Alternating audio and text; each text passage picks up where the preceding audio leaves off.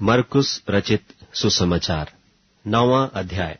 और उसने उनसे कहा, मैं तुमसे सच कहता हूं कि जो यहां खड़े हैं उनमें से कोई कोई ऐसे हैं कि जब तक परमेश्वर के राज्य को सामर्थ्य सहित आया हुआ न देख लें तब तक मृत्यु का स्वाद कदापि न चखेंगे।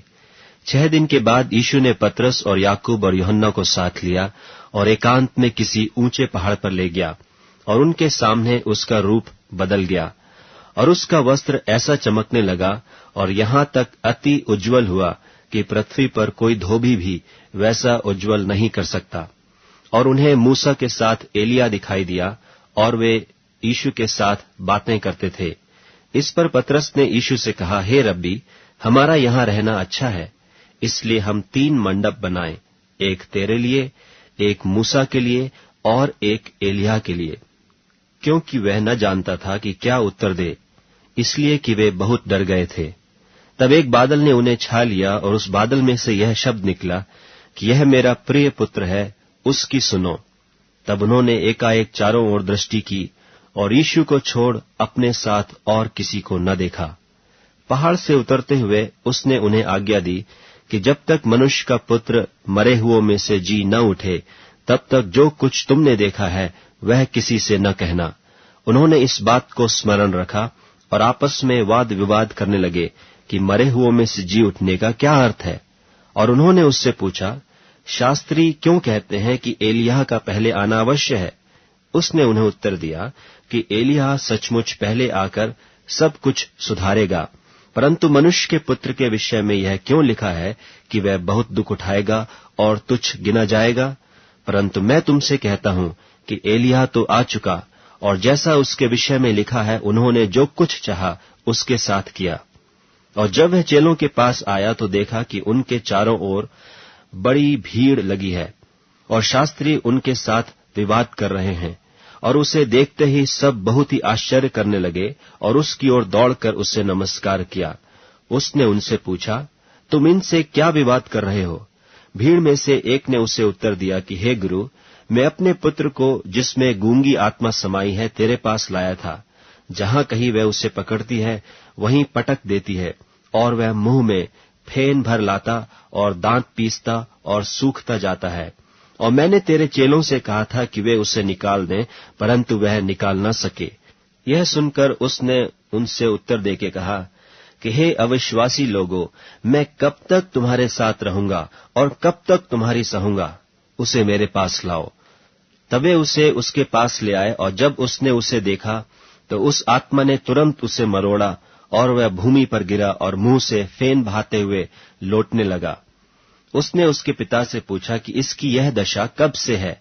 उसने कहा, बचपन से। उसने इसे नाश करने के लिए कभी आग और कभी पानी में गिराया। परंतु यदि तू कुछ कर सके तो हम पर तरस खाकर हमारा उपकार कर। यीशु ने उससे कहा, यदि तू कर सकता है, यह क्या बात है? विश्वास करने वाले के लिए सब कुछ हो सकता है।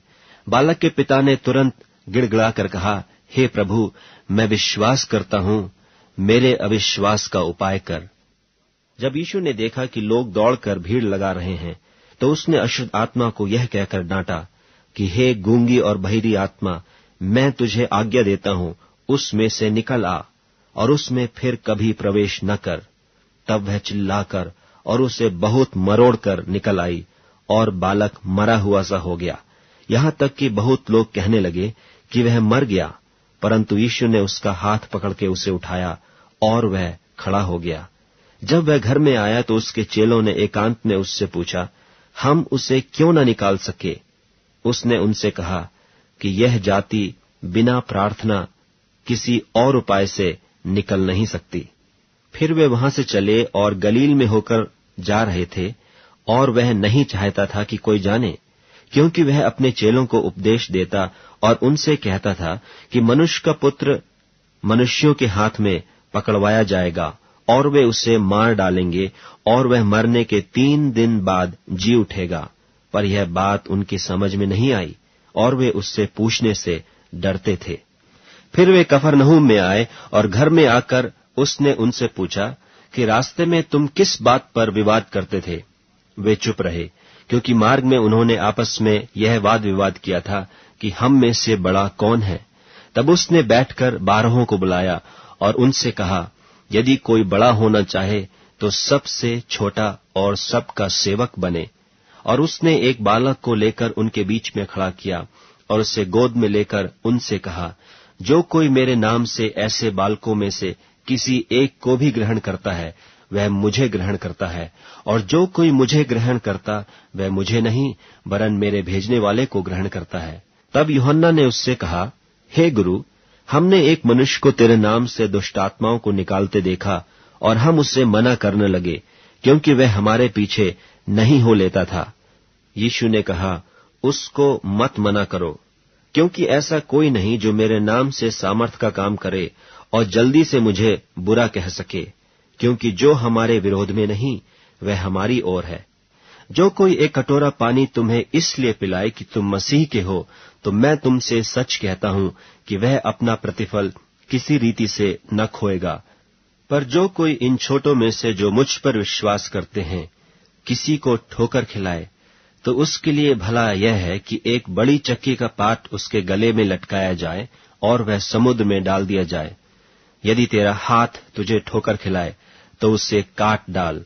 टुंडा होकर जीवन में प्रवेश करना तेरे लिए इससे भला है कि 2 हाथ रहते हुए नरक के बीच उस आग में डाला जाए जो कभी बुझने की नहीं। और यदि तेरा पांव तुझे ठोकर खिलाए तो उसे काट डाल। लंगड़ा होकर जीवन में प्रवेश करना तेरे लिए इससे भला है कि 2 पांव रहते हुए नरक में डाला जाए।